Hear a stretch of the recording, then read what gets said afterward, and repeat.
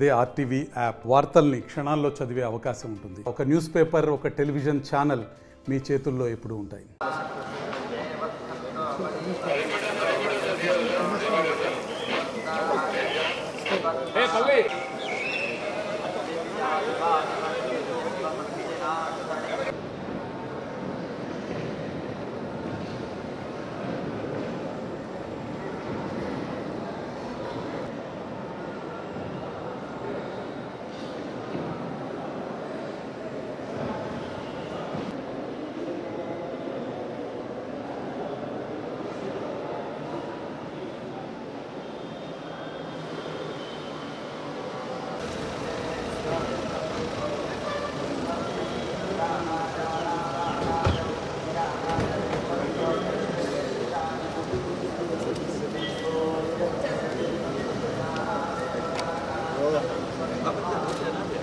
శ్రీధర అంటే మనం ఒకటి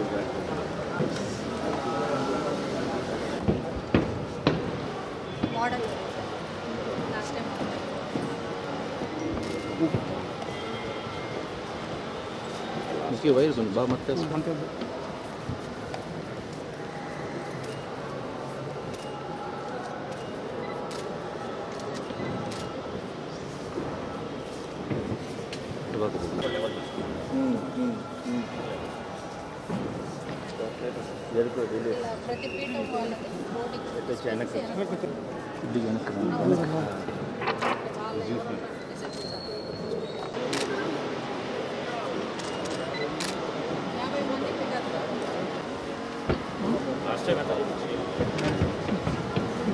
नहीं आता हूँ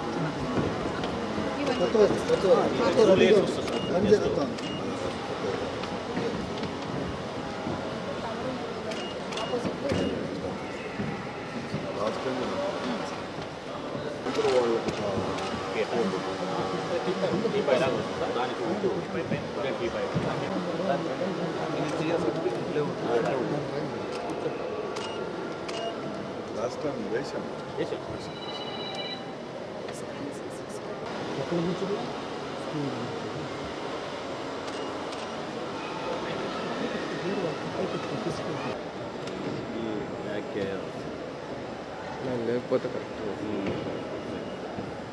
ఇప్పుడు కరెక్ట్గా నాటేది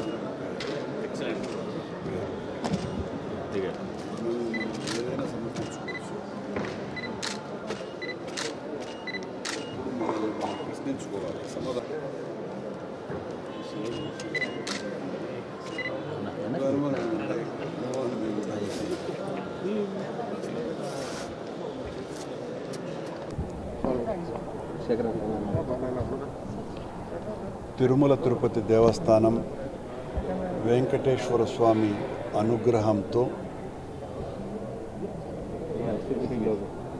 దేవుణ్ణి చూడ్డానికి వచ్చేటువంటి భక్తులకు దర్శన భాగ్యం కలిగించటంతో పాటు ప్రజల్లో ఆధ్యాత్మిక భావవ్యాప్తి కలిగించాలన్న ఒక మహత్తరమైన ఆశయంతో అనేక ధార్మిక కార్యక్రమాలను చేస్తోంది. హిందూ ధర్మ ప్రచార పరిషత్ పేరుతోటి తిరుమల తిరుపతి దేవస్థానం ప్రపంచంలో ఉన్న అన్ని ఆధ్యాత్మిక కేంద్రాల కంటే కూడా మిన్నగా ఈ ధర్మ ప్రచారాన్ని అతి గొప్పగా నిర్వహిస్తోంది. ఆ విషయం అందరికీ కూడా తెలుసు. మరింతగా స్వామి వైభవాన్ని, హైందవ వ్యాప్తిని, భగవంతుని పట్ల విశ్వాసాన్ని, మతాంతీకరణలు జరగకుండా ఉండేటువంటి తత్వాన్ని, చిన్నతనం నుండే బాలబాలికల స్థాయి నుండే అందరిలోనూ కూడా ఈ తరంలో తగ్గిపోతున్నటువంటి మానవతా విలువలకి ఆధ్యాత్మికతను జోడించి మరింతగా భక్తి ఉద్యమంగా మారాలా అన్నటువంటి ఆలోచన తిరుమల తిరుపతి దేవస్థానం చేసి మొత్తం దేశంలో ఉన్నటువంటి పీఠాధిపతులందరి సహాయము, సలహాలు, సంప్రదింపులు, వాళ్ళ సూచనలతో మరింతగా ధర్మ ప్రచారాన్ని చేయటానికి కంకణం కట్టుకున్నది. అందులో భాగంగా ఫిబ్రవరి నెల 3, 4, 5 తారీఖులలో ఈ ధార్మిక సదస్సును వైభవోపేతంగా చెయ్యాలని నిర్ణయించటం జరిగింది. ఇప్పటి వరకు దాదాపు 57 మంది పీఠాధిపతులు తమ అనుగ్రహ భాషణ చేయటానికి సంసిద్ధతను వ్యక్తపరిచారు. వాళ్ళు ఇచ్చేటువంటి సూచనలతోటి మరింతగా ధర్మ ప్రచారం చేయాలా అన్నటువంటిది మా ఆలోచన. ప్రపంచంలో ఉన్న హిందూ దేవాలయాలలో వెంకటేశ్వర స్వామి దేవాలయం నుంచే ఏ సందేశం వెళ్ళినా అది అందరికీ ఆమోదయోగ్యమైనటువంటి సంకేతంగా ప్రజలు భావించేటువంటి అవకాశం, ఆచరణ చాలా సంవత్సరాలుగా ఉన్నది.